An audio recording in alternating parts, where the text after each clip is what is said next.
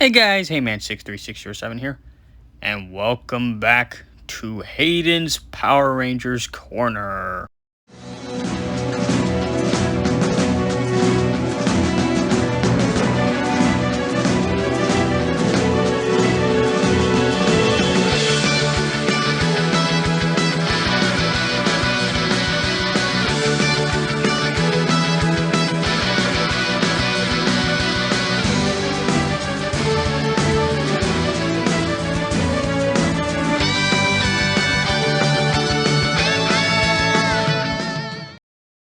Before we begin, I apologize if the intro isn't the same.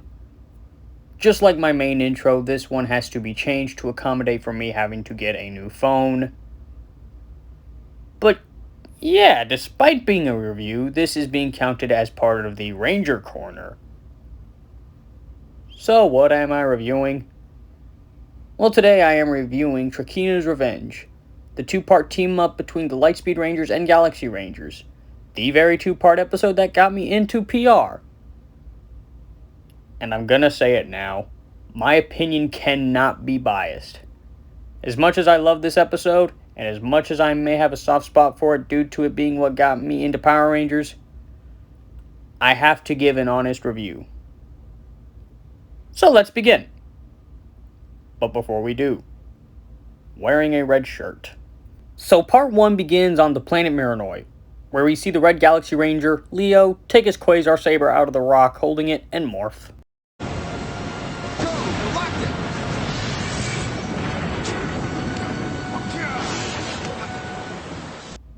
You sound different, Leo.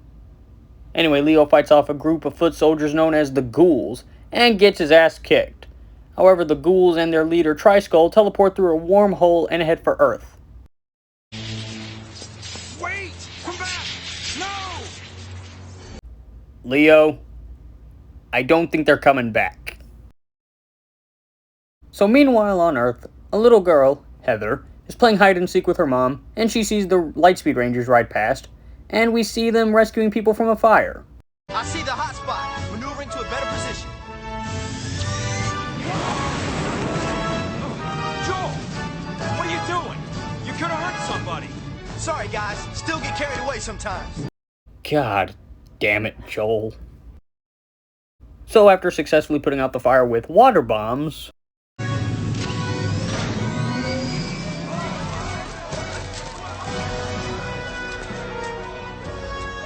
this I don't believe. Joel, you are such a hot dog. God damn it, Joel. So meanwhile, Heather and her mom go to the place where Heather's dad works, and Heather's mom gets taken by the Ghouls, and we see that Heather's dad was already taken. And Triskull comes out and captures Heather's mom. However, excellent. It's only a matter of time. probably not anybody important.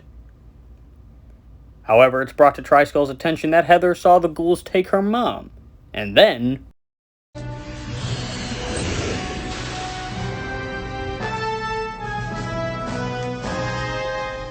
That's not fair.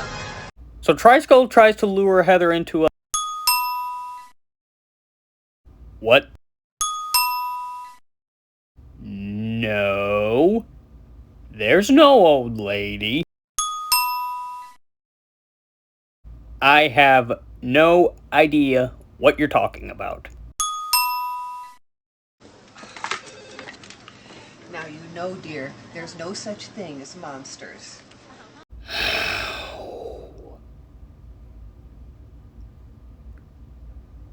Linkara said it best. You live in a city that is constantly under attack by monsters, and the Power Rangers are known public figures without secret identities, not to mention the fact that the Earth was invaded and almost conquered a few years ago by monsters. Lady, I officially declare you dumbest person in Power Rangers ever. So after Heather escapes, we cut back to the evil lair where we see Olympius believes that Triskull is doing this for his mother, Queen Banshira. However, They still believe that the life force energy is for their queen. Those miserable Galaxy Rangers destroyed my magnificent beauty, so I will repay their treachery by destroying their beloved Earth. Wait a second. That's not Trakeena. Trakeena married Damon! So Heather manages to find Carter, and he agrees to help her because he's not an idiot. Meanwhile, Chad and the others are driving somewhere, where they come across... Hey, you're Leo. The Red Ranger. That's right. I have a bit of a theory about how they know that, but I'll save that for a future episode of the Ranger Corner. So the Rangers encounter the ghouls and get their asses kicked. However...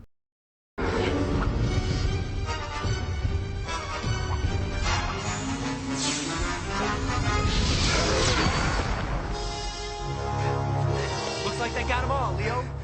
There'll be more. So, the ghouls have a weakness when it comes to the Quasar Sabers. Hope you don't want that explained. So Carter and Heather run into the ghouls as well. And... okay, can someone turn that into a GIF? However, Kai and Maya, the blue and yellow Galaxy Rangers, show up and defeat the ghouls without the assistance of the Quasar Sabers. Hope you don't want that explained either. So later at the Aqua Base, Leo explains Trakeena's plan that he somehow knows. And the Rangers eventually head out to the middle of nowhere where they confront Tri-Skull and an army of ghouls. Ready, guys? Go! Relax! Yep, that's definitely the morph that they used in the episode.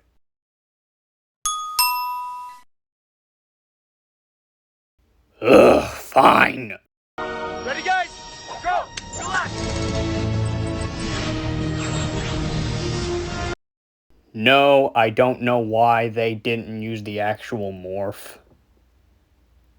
But in all honesty, this doesn't bother me as much. And I'll be honest, the part at the beginning of the morph where they turn the dial to their colors, I just find that satisfying.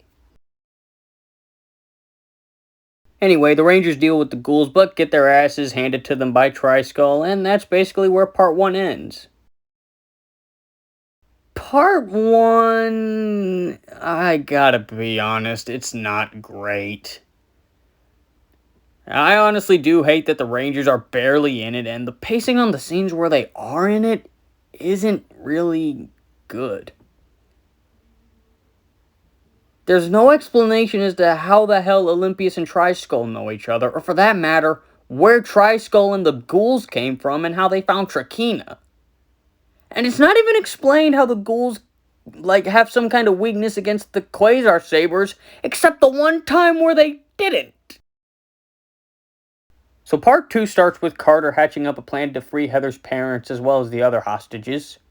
And speaking of, we see Olympius planted what is called a spy bat in Trakeena's lair, and discovers that Tri-Skull lied to him. And so Olympius plans to poison Trakeena. Later on, we see Carter's plan, which is to have Heather pull the fire alarm in the building, instead of simply pulling rank and telling everyone to evacuate. But now that I say that out loud, I think it makes sense. Because if the Rangers pulled rank on the building and everybody evacuated in a calm and orderly manner, Trakeena would get a little bit suspicious. So, yeah, I gotta give them that one. Anyway, the Rangers evacuate everyone out of the building and send Leo and Carter into the building. Go Galactic! Light speed rescue! As stupid as it is, that one scene is my favorite scene in the whole two-parter. So Leo and Carter fight Tri-Skull, and Carter, being his natural badass self, decides to do something badass. Battle booster, full power! Yeah!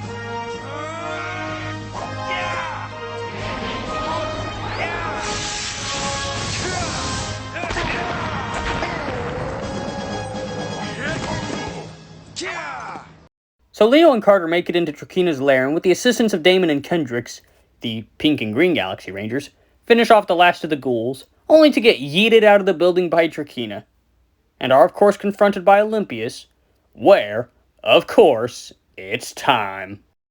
You're in for a big disappointment. Guys, ready? Ready! Go, Galactic!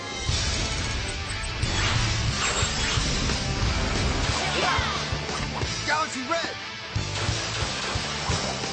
Galaxy Green! Galaxy Blue! Galaxy Yellow! Galaxy Pink! Lightspeed! Rescue!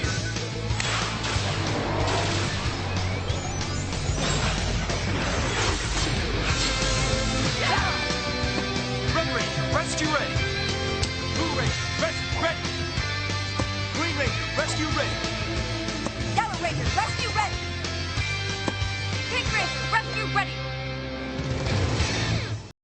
Oh, hell yeah. So after dealing with Olympius' forces, Olympius decides to taint the life energy with the poison from earlier, thus mutating Trakeena into a monster that for the longest time I called Trakeena, because honestly, to me, that form had a bit of a resemblance to Tri-Skull.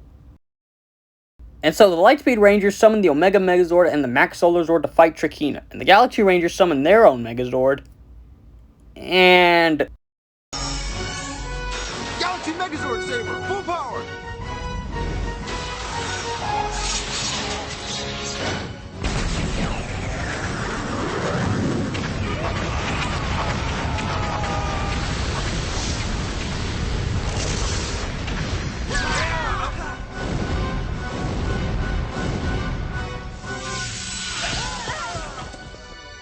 Oh no!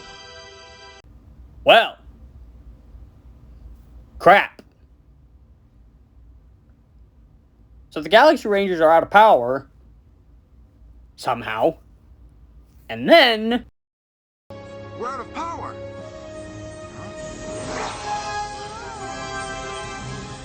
Alright, the lights of Orion!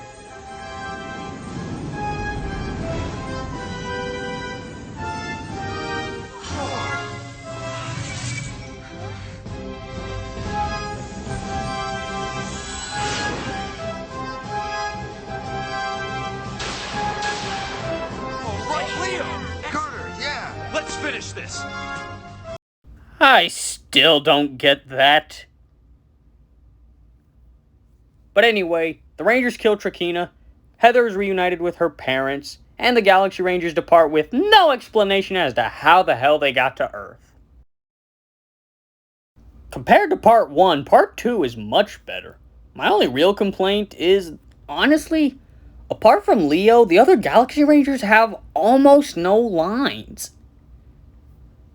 It's still better than Part 1, but like, man. And I feel like a lot of that is because of Part 1 heavily focusing on Heather, which I'll get into in a minute. And as a whole, the two-parter, it's really not anything special when you remove my bias from it. Hell, removing my bias, my favorite team-up is Reinforcements from the Future from Wild Force, so I think I'm in the majority on that one. And honestly, despite Part 1 heavily focusing on Heather, the bond that she and Carter had doesn't really piss me off as much as it does others. And I really have two reasons for it. Number one is, when I was a kid, I just loved the idea of the Power Rangers taking the time out of their day to help a child in need. Though I'm gonna be honest, I'm surprised Carter didn't accuse Heather of lying for attention. Then again, he's not stupid. And two, Carter wanting to help Heather, it really is in character for him now that I think about it. Especially given his backstory. But I think I'm gonna put my nostalgia goggles on for a few seconds, because I still love the episode, I don't care how flawed it is, and it will remain my favorite episode of the series. Though, removing the nostalgia goggles now, favorite episode from the series without the nostalgia with this episode is Dr. K from RPM. But with that said, I'm going to wrap it up here. Happy National Power Rangers Day. May the power protect you. And until next time, Heyman is out. Peace.